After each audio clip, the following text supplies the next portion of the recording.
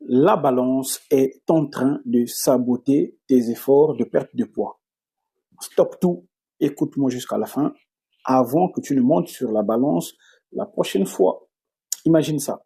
Tu fais attention à ton alimentation depuis une semaine, on va dire.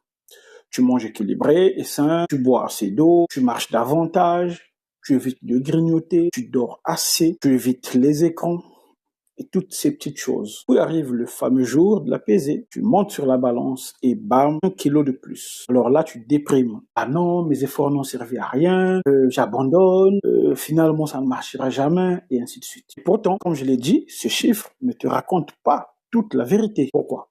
Parce qu'on sait aujourd'hui que ton poids peut varier tous les jours à cause de ce que ton corps retient, comme de l'eau, comme du sel.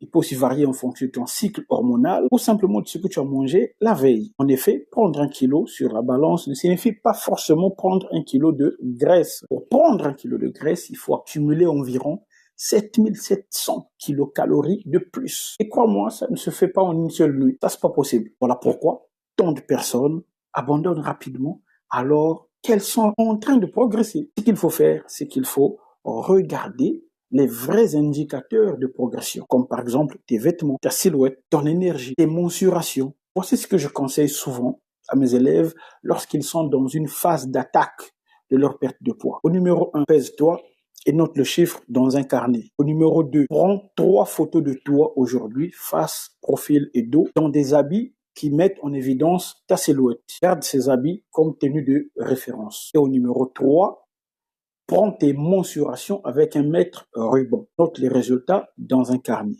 Si tu ne sais pas prendre tes mensurations, je t'expliquerai tout en privé. 4. Refais tout ça une fois par semaine, exemple tous les dimanches. Le jour de la pesée, où la balance va commencer à stagner, ne déprime pas.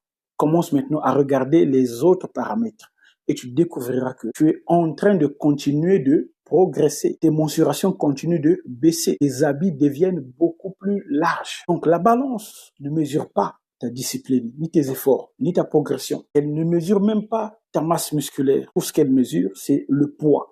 Peu importe comment ce poids est constitué. Donc au lieu de déprimer, concentre-toi sur le plus important, c'est-à-dire les vrais indicateurs d'évolution. Si tu veux apprendre la nutrition intelligente, abonne-toi